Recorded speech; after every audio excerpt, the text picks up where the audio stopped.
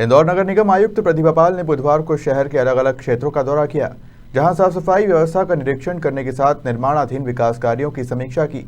निगमायुक्त ने कहा कि राजबाड़ा से बड़ा गणपति तक के नागरिकों को जल्द 24 घंटे पानी की सुविधा मिलेगी। दरअसल स्मार्ट सिटी प्रोजेक्ट के तहत राजबाड़े से लेकर बड़ा गणपति तक के क्षेत्र में जल्द ही 24 घंटे पानी सप्लाई की सुविधा लोगों को नगर निगम देने जा रहा है, जिसकी जानकारी निगमायुक्त प्रतिभा पाल ने दी, जिसके लिए क्षेत्र में सीवरेज स्टॉर्म वाटर की व्यवस्थित लाइन डाली जा रही है। बड़ा गणपति से राजवाड़े तक का रोड, हालांकि ये जो योजना है वो अपने पूरे एबीडी क्षेत्र के लिए है, इसीलिए हम लोगों ने जो पुरानी कंपनी काम नहीं कर रही थी उनको हटाया भी है। उनकी जगह पर छोटी छोटी पैकेजेस में ये टेंडर किए हैं। अब सीवर और वाटर सप्लाई के जो काम एबीडी एरिया में रुके हुए थे वो तेज़ी से शुरू होंगे और अभी पहला स्ट्रेच हम लोगों ने 24 घंटे के लिए इसको रखा है, लेकिन आने वाले समय में पूरे एबीडी क्षेत्र में रहेगा कि वहाँ 24/7 की सप्लाई रहेगी। इसका ओवरहेड टैंक बन करके सीपी शेखर में तैयार हो गया है और बाकी सभी चीज़ें भी हम लोग लाइन नगर निगम सीवरेज अपना जो स्लज हाइजीनेशन प्लांट है वो चालू है और उसमें प्रक्रिया ये है कि अपने एसटीपी से जो गाद निकलती है जिसको हम लोग स्लज कहते हैं, उस स्लज का फर्दर ट्रीटमेंट होता है और ट्रीटमेंट होकर उसको खाद में कन्वर्ट किया जाता है। इससे पहले जो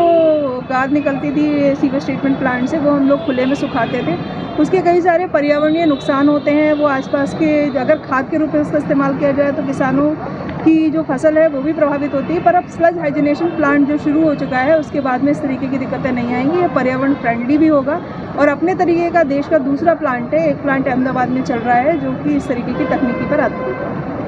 देश का सबसे स्वच्छ शहर इंदौर में पिछले दिनों करोड़ों रुपए की लागत से बनाया गया बंगाली स्क्वायर ब्रिज के निचले हिस्से को निगम द्वारा सुंदर रूप देकर हॉकर्स जोन में तब्दील किया जाएगा, ताकि सब्जी, फल और अन्य व्यापार से जुड़े व्यापारी व्यापार संचालित कर सके। बुधवार को नगर निगम आयुक्त ने दौरा कर इस कार्य को पूर्ण करने के निर्देश दिए। अपने यहाँ जो फ्लाईओवर्स के नीचे हॉकर्स जोन बनाने की तैयारी है वो लगभग अब खत्म हो चुकी है। 2 जगह अपने हॉकर्स जोन बनके तैयार हैं। जो 3 इमली फ्लाईओवर है उसके नीचे, बंगाली प्रतिमा का जो ये फ्लाईओवर है उसके नीचे बंगाली चौराहे का, और यहाँ पर अब हॉकर जोन जो आसपास के जितने भी ठेले खड़े होते हैं उन सभी को 3 इमली वाले 3 इमली ब्रिज के नीचे जाएंगे और यहाँ के आसपास के यहाँ के नीचे आएंगे।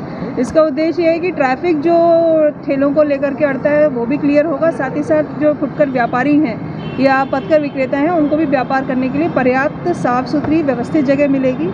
हम लोगों ने देखा है कि जब हम लोगों ने मालवा मिल चौराहे से पूरे सब्जी मंडी को शिफ्ट किया था, वो सब्जी मंडी राजकुमार ब्रिज के नीचे बहुत अच्छे से चल रही है। जो सामान लेने आते हैं उनको भी बहुत सहूलियत है, जो लोग काम कर रहे हैं मंडी के उनको भी सहूलियत है। तो इसी तरीके की व्यवस्थाएं पूरे शहर में बनाए जाने का प्रयास किया जा रहा है। मैडम, हॉकर जोन तो बन तो जाता है, बाकी उसके देख रखाव में फिर बिल्कुल सही बात है कि हॉकर जोन बनने के बाद, इन लोगों को आवंटित होने के बाद कई बार ये चीज़ें हम लोगों ने देखी हैं कि ठेले जानबूझ के बाहर रोड पे लगाते हैं जाकर के। इस बार हम लोग सख्ती रखेंगे और कोई भी ऐसा ठेला जिसको हॉकर जोन में जगह आवंटित हुई अगर वो सड़क पे दिखेगा तो न सिर्फ उसकी जगह खत्म होगी बल्कि उनके ठेले भी जब्त किए जाएंगे। ठेले तो जब्ती कर ले या तो फिर राजनीतिक दबाव के कारण फिर परेशानी का सामना देखना पड़ता है। देखिए, जितने भी ठेले जो ट्रैफिक को काम प्रभावित करते हैं, लोगों को निकलने में तकलीफ देते हैं, महिलाओं को, बच्चों को, बड़े लोगों को निकलने में तकलीफ होती है, ऐसे कोई भी लोगों को अपने लोग बिल्कुल भी स्वीकार नहीं करेंगे। इन लोगों के खिलाफ हम लोग सख्ती से कार्रवाई करेंगे और हम सभी का ये मैंडेट है कि शहर का ट्रैफिक सही तरीके से चले।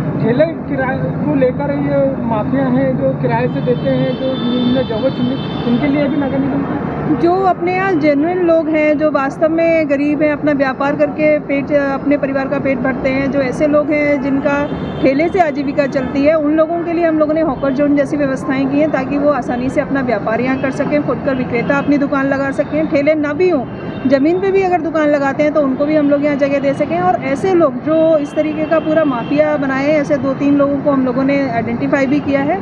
ऐसे लोगों के खिलाफ हम लोग कार्रवाई भी करेंगे जो खुद व्यापार ना करके आसपास के शहरों से लोगों को बुला करके भी शहर में कई जगह ऐसे लोगों को व्यवस्थित करते हैं, उनसे पैसे लेते हैं, अपना व्यापार चलाते हैं। ऐसे लोगों के खिलाफ हम लोग सख्ती से कार्रवाई करेंगे।